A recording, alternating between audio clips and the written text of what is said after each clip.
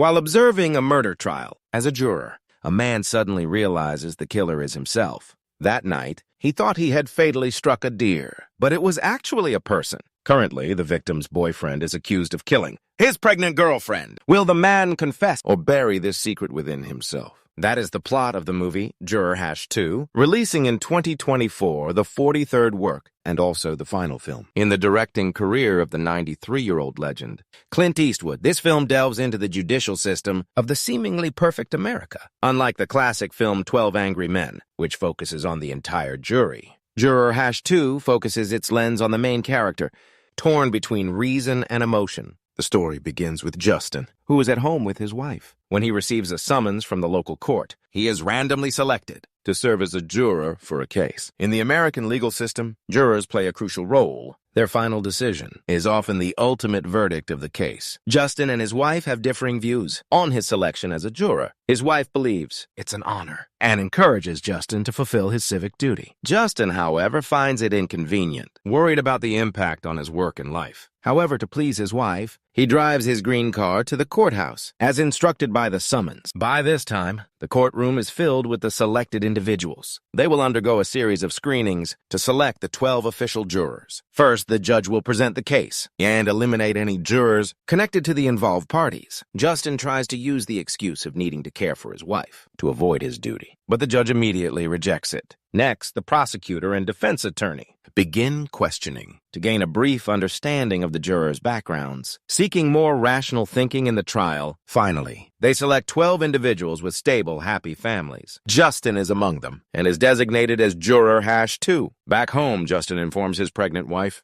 She is delighted by his selection. Justin resigns himself to the court's arrangement. He hears the case will soon be tried. In the first hearing, the prosecutor and defense attorney, each in turn, present the details of the case to the jurors. On the evening of October 25th of the previous year, the defendant, James, and his girlfriend, Castor, had an argument about their relationship. While drinking at a bar near a quarry, Justin was also present there. James was very agitated at the time. He reached out to hold his girlfriend back, preventing her from continuing the argument. Angered by this, Castor stormed out of the bar. A girl standing at the door witnessed this scene and curiously followed, taking out her phone to record. She captured the scene of the couple continuing their conflict outside. Finally, the two had a major falling out. Furious, Castor walked away in the pouring rain. Angered, James also drove home, but then worried about his girlfriend's safety. After calming down, James immediately drove after her. Near the bar, there was a stone bridge. Castor had just reached it when she was murdered. The next day, her body was found at the foot of the bridge. The horrifying thing was that Castor's entire neck was broken and her head twisted in a bizarre way. Clearly, she had been brutally assaulted before her death. The police quickly confirmed this. Therefore, James, who had chased after Castor,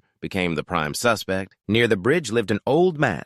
That day, he was near the crime scene. Through the rain, he seemed to see a man get out of a car, look around, and then leave. Prosecutor Killer argued that James was an abuser, frequently resorting to violence. Therefore, it was highly likely that he committed the murder in a fit of rage. Conversely, defense attorney Eric believed that his client, James, was not at the scene at the time of the incident. After hearing the details of the case, everyone seemed to have reached their own conclusions. Only for Justin did this case stir up a long-buried memory, throwing him into a state of extreme panic. A year ago, Justin had also been to that bar. At that time, his wife unfortunately had a miscarriage. The day of the murder was also the due date for their twins, who never got to be born. Justin wanted a drink to drown his sorrows. But because he had a habit of alcoholism, he feared that once he started drinking, he wouldn't be able to control himself. So he didn't drink. It was pouring rain. As Justin left the bar and drove past the stone bridge, he suddenly received a text message from his wife. Reflexively glancing at his phone, immediately afterward, the car seemed to hit something. Justin hurriedly got out of the car to check, but there was nothing around, only a "Watch out for moose crossing" sign. Justin thought he had hit a deer, so he didn't pay any more attention to it and immediately drove home. Now, remembering this, Justin felt even more terrified. At the next court session, Justin was constantly in a state of panic. Usually, he would drive straight home after work. But today he chose to stay at the company. He waited until all his colleagues had left before he started searching for information about the case. Learning that there were witnesses, Justin became even more anxious and uneasy. He tremblingly looked up the consequences of causing a fatal accident. But just then, the cleaner arrived. So a frightened Justin quickly turned off the computer. Back home, Justin tossed and turned all night, unable to sleep.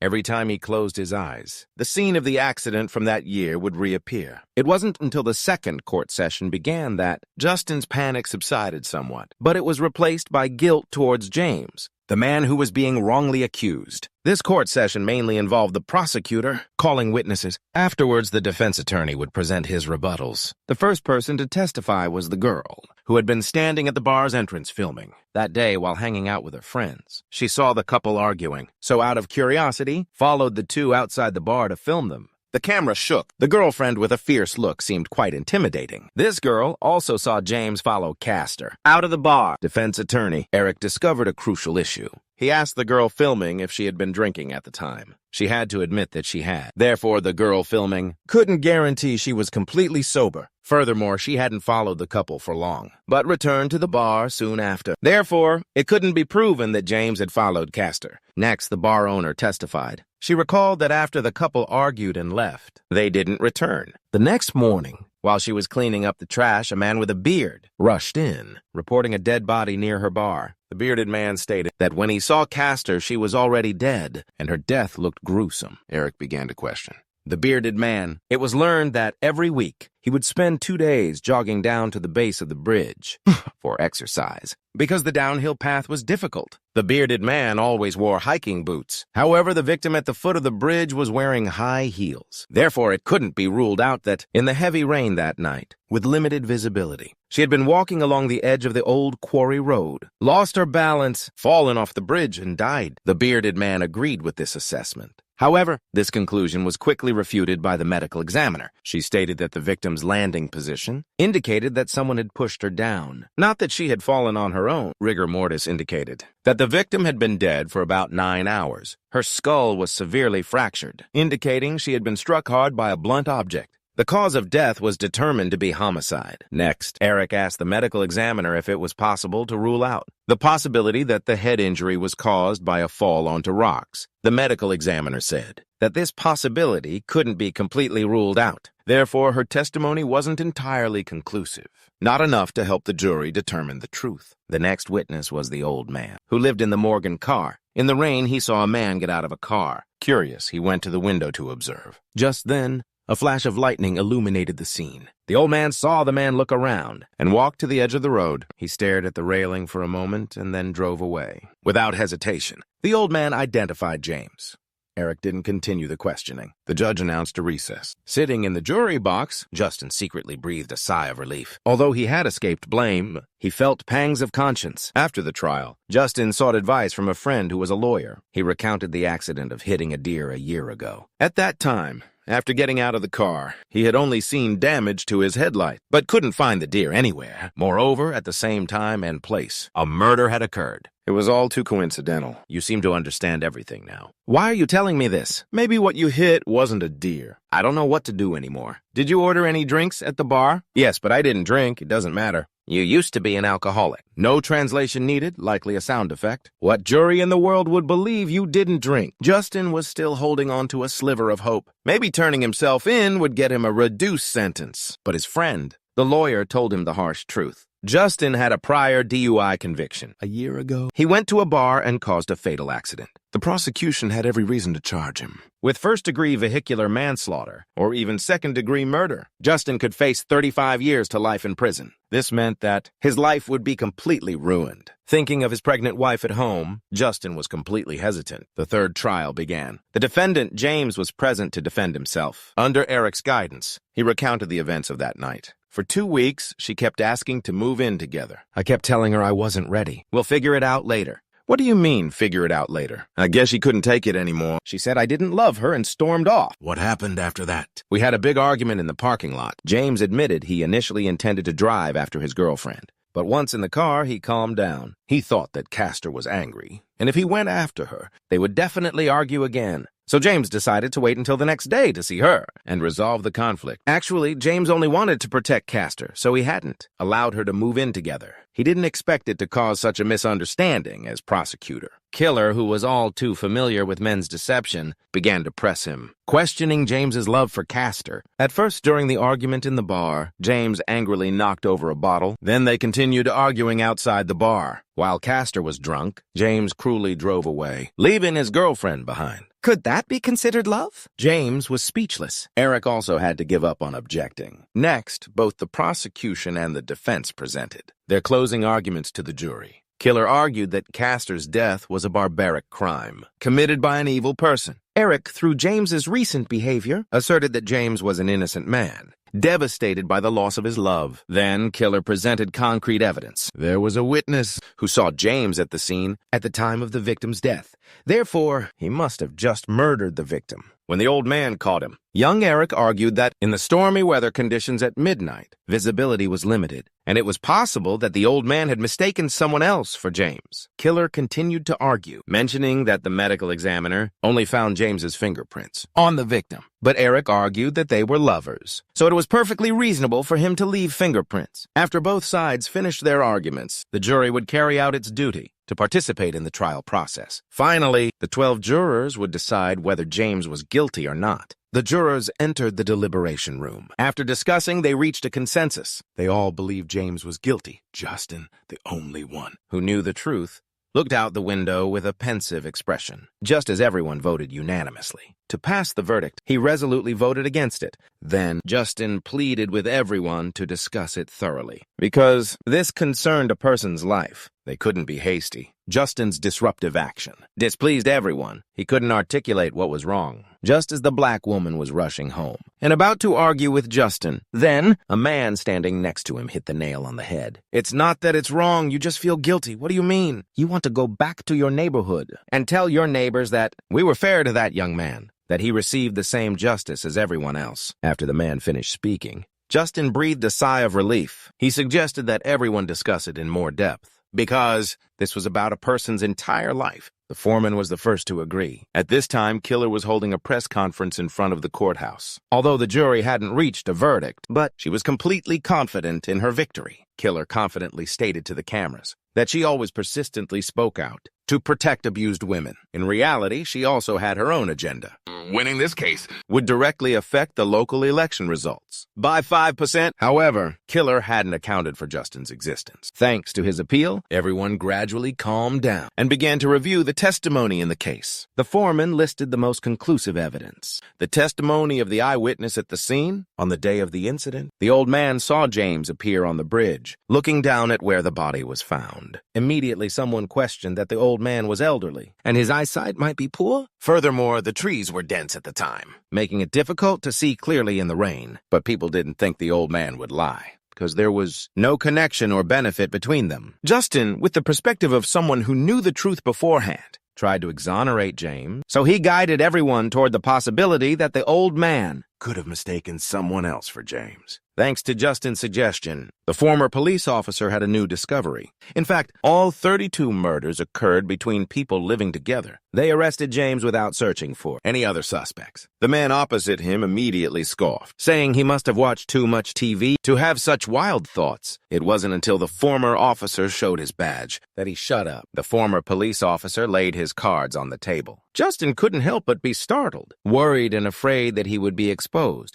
that his secret would be out. The former police officer suggested that, normally, the police would find evidence before identifying a suspect. But it was possible that during the investigation, they used James's photo for the witness to identify. Therefore, the witness might have mistaken that blurry image and labeled James as the suspect. After identifying a suspect, the police would ignore any information. That didn't help the case. Therefore, there would be deviations in the confirmation process. Although everyone wanted to do the right thing, they overlooked their mistakes. But what was the murder weapon? This was still an unanswered question. Some speculated that the murder weapon had been discarded by the suspect, or maybe he used something other than a conventional weapon to kill her. For example, a car. It could very well have been a hit and run. Hearing this, Justin panicked and knocked over his glass of water. The scene became chaotic. The former police officer suddenly realized something. He completely agreed with this speculation. Justin didn't expect that. He initially just wanted to use his position as a juror to help an innocent person escape conviction.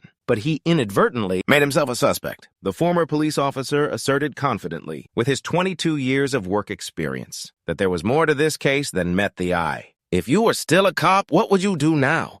The old woman's question struck a chord with the former police officer. He now had an answer, but was interrupted by the bailiff reminding them that their time was up for the day. The former police officer couldn't sit still. He decided to thoroughly investigate this case. Noticing the former police officer's unusual behavior, Justin immediately drove after him. Sure enough, the former police officer was a man of action. He went straight to the scene of the crime from years ago, carefully observing the surroundings of the stone bridge. Suddenly, a ringing phone broke the silence. The former police officer looked in the direction of the sound. Justin hurriedly hung up and lay down in his seat, but his green car was too conspicuous. Just as the former police officer was about to get a closer look, he received a call from his wife urging him to come home, so he had to leave the scene. Before leaving, the former police officer quietly wrote down Justin's license plate number. At the jury's second deliberation, the former police officer directly questioned Justin. "Why were you following me?" Justin tried to appear calm and advised the former police officer to abide by the jury's rules and not to investigate the case on his own. The former police officer didn't pursue the matter further. Then he secretly took out a document containing information on all the cars that had gone to body shops for repairs.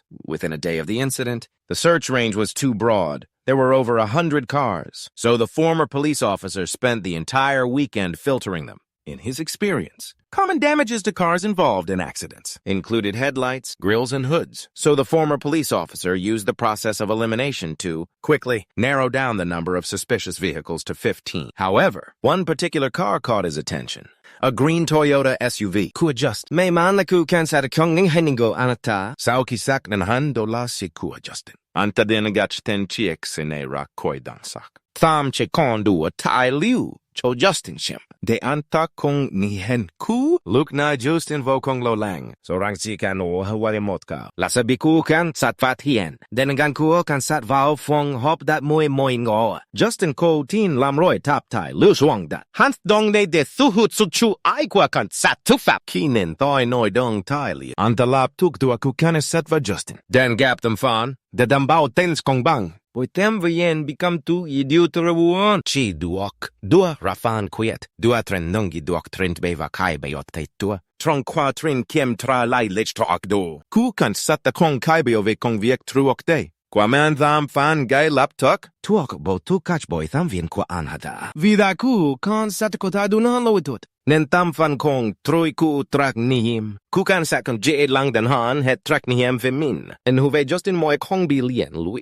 Tiap tuk duok lam boy tham vien kiroa. Di kyo kiene sa dabe het kanch bao killer? Rang huang du tra kwa ba talasai lam. Temut lan nu a kong den. Bankin en kiem niu nam lam nengo kwa mit. Rang kai chit kwa caster la mot vu teinan rebotron. Den hin mak du benengoy tu ralan long. Nhang trong long killer kong ko chut dao dong. Bata bat dao du tra. Thi oman moy maku kan sat kong kap. Fien hop dao luan tu kua boy tham duan. Chin thuk bat dao. Bimus ngoy troi hoy. Justin dan thuan en han. Vieku konsat da bimat do traho so suad chuash. Salvu tainan. Fat hayan moyne. Kankien moyne ngoy tin rang. Vu en mangne ko de la mod vu tainan. Roy ay botron ko duok huang di dong da. Kuok tao luan kwa moyne ngoy. Ngay kang tien gan den su that. Caster Tao Mot M65. No Kawai Kuing Wai Swang. The chique se gay tainan ko de la SUV. Hoax old tai. Tuyen bo dauva den kwa ku irat debidam trung. Inge den dai, Justin Chicken Thigh da da dai. Bandao an ktamuan min owen chon goy vo toy. E aingo like a ong dap lung ong. Tadenegi bat double fear. Katngang kwok thou luan. Justin de Kong? Gap man moy nen moing go you do it in tuang. Ta kung rat san long nga theo su sub stepper. Sao vong tao luan ne. En gay kanko ne non goy cho rang James vo twit. Tuinian mot ngoy da nong am hu. Dalen tiang rang James Kong Pailan goy tot. Ansta kambuk fuck da okwa mot ngoy kak len. Chivao chitiet hin sam tren koku a James. Toy nan ra. Do labio tuang kwa mot bang dangoku website. Moten toy vam bon bot me. So at then to bang dang da. Di viek yet ngoy fong hokong chanko gel. Tai kwang goy dan ong de. Kong tong dam ji a bang dang do. Goy kung da chet nam trong mot kwok dan trong. Trai yansa mo is 17 toy ki kwarwa. Vibi Kichna Guidanong Dagan Cho James Kaimakisatnan. His eyes were clouded by prejudice. Disregarding justice and truth, Justin still hoped the innocent would be exonerated, so he argued that James had completely left the gang and could turn his life around. He even shared his past struggles with alcoholism. Justin said that thanks to his wife's support, he had successfully quit drinking for 4 years and started a new life. The other man acknowledged Justin's transformation, but still didn't believe James would change his ways. At this point, Killer decided to investigate the repair records of the 15 vehicles to verify her hypothesis. She spared no effort, meeting with each car owner and narrowing down the suspect pool through inquiries. Killer took the opportunity to visit the crime scene for a closer look. The speeding car sent shivers down her spine. It was so dangerous even in broad daylight, let alone on a rainy night with limited visibility. The possibility of a hit and run seemed increasingly likely. Killer couldn't help but start doubting herself. Could it be that the path she had been so persistent on was wrong? Killer decided to revisit the old man who lived nearby. For a conversation, she made a new discovery. It was possible the police had inadvertently made a mistake. As I said in court, the police showed me a picture and asked if it was the man I saw that night. Did they show you any other pictures? No, they already knew he was the perpetrator. They just needed me to confirm it. I was happy to help. Everyone was very kind to let me speak. It was wonderful to be needed. This answer sent chills down Killer's spine. To this lonely old man, it seemed the truth wasn't that important. Or perhaps he didn't clearly see the man's face that night, simply because he was so lonely. When he was needed, he was willing to testify. In reality, the old man wasn't certain whether James was truly the perpetrator. When Killer arrived at Justin's house, her thoughts were further solidified. She sought out Justin's wife, based on the name of the last car owner on the list. Justin's wife tried to recall what happened last year. She said that her husband had accidentally hit a deer. The location of the accident she provided wasn't near the quarry. Apparently, Justin had lied earlier to hide the fact that he had gone to the bar, unintentionally misleading his lawyer. Although Justin's wife mentioned her husband's name, the name Justin was too common, so Killer didn't notice this detail. After making her rounds, she still couldn't find the culprit among the 15 car owners, and was once again caught in a cycle of self-doubt. Finally, the jury entered its third round of voting, but the result was still not unanimous since everyone was arguing endlessly. The foreman asked the judge to allow them to visit the crime scene for examination. Hopefully, this would bring new insights. This was the first time the judge had encountered this situation. To expedite the case, after obtaining consent from both lawyers, he agreed to make an exception for this case. After adjournment, Justin met with his lawyer friend again and told him about the results of the recent deliberations. Justin's serious friend advised him that if he continued trying to exonerate James, the case would become a cold case without a solution. Once James was declared innocent, the case would shift from murder to a hit and run, attracting widespread media attention. And therefore, the case wouldn't be buried due to a mistrial. The prosecution would surely capitalize on this hot trend to reinvestigate the case until the real culprit was found. Furthermore, the jury was already close to the truth. If more professional lawyers and police got involved, Justin would face a life sentence. At this point, Justin realized that he had been so preoccupied with exonerating James that he forgot that if the fire spread to him, it would be impossible to extinguish. His friend's reminder sent chills down Justin's spine. He decided to change his strategy. Upon returning home, Justin's wife confessed to him about Keller's visit. After confirming his wife had committed perjury, Justin felt somewhat relieved, but his anxious expression couldn't fool his wife. Justin promised her that he would protect their family. At this moment, for the sake of his family, the scales in Justin's heart tipped completely to one side. During the final vote, the jury was arranged by the court to visit the crime scene. Justin visited the scene once again. The images replaying the incident kept repeating in his mind, constantly torturing his moral limits. Back on the day of the incident, Justin was consumed by the immense pain of losing his child. But wanting to rebuild his life, he didn't dare touch a drop of alcohol. Justin wept alone in his car, afraid to bring his negative emotions home and affect his wife, who was also grieving. Unexpectedly, just by glancing at a text message, he was caught in a whirlwind of guilt and punishment. The large man saw through Justin's weakness and advised him to Guai Dijan Zai Taje Bian obediently stand by his side. And together they would put the real killer behind bars. It turned out the large man thought that Justin was fighting alone and under immense mental pressure, which explained his unusual behavior. This trial had only two possible outcomes. Either James would be convicted, or the jury would be unable to reach a verdict. Finally, Justin decided to in for a penny, in for a pound, following the large man's line of thinking and choosing the most advantageous stance for himself. He pushed the jury to reach a unanimous vote. The foreman presented the verdict to the judge. The 12 jurors unanimously found the defendant, James, guilty. The case was closed. Justin also welcomed his newborn daughter into the world initially. He thought he could find happiness with his family. But every time he heard the wail of a police siren, a vague unease stirred within him. On the day of James's sentencing, despite his wife's objections, Justin attended the hearing. Prosecutor Keller had been promoted and received a significant raise, as she even had a reserved parking space at the courthouse. On her way to court, Keller received a bouquet of flowers. She conveniently brought the card into the courtroom. While waiting, Keller opened the card and realized they were from Carter's parents. She politely turned and nodded to them. They were sitting in the gallery. She happened to see Justin. He was looking at her, with eyes filled with tears and guilt. Keller suddenly remembered a detail she had overlooked. She quickly looked up the registered owner of the 15th car and a picture of her husband. Sure enough, it was Justin and his wife. Keller now realized she had mistaken a hit and run for a murder completely against her conscience. But the judge had already declared James guilty of premeditated murder and sentenced him to life in prison without parole. Poor James, after losing his loved one, had to bear the punishment for someone else's crime. After the trial, Keller approached Justin to talk. Although not explicitly stated, they both understood each other. You look as tired as I feel. We have a newborn at home. That wasn't my intention. Congratulations on your election. I read the news. I think your job must contribute a lot. Sometimes maybe, but it's not as easy as you think. But then, you realize you were completely wrong. When you uncover the truth, he's not a madman. He's not even a criminal. He's just an ordinary person. What if it was an accident? This wasn't an accident. There's no way to prove it either way. Just like back then, he didn't realize he had hit someone with his car. You can only trust him. Why should I? Because he's a good man. He's in a difficult situation. You're right, it's a real dilemma. His family depends entirely on him, just like someone depends on you. What about justice? Sometimes the truth isn't justice. Do you really think so? The media will crucify you. This case will become a haunting obsession.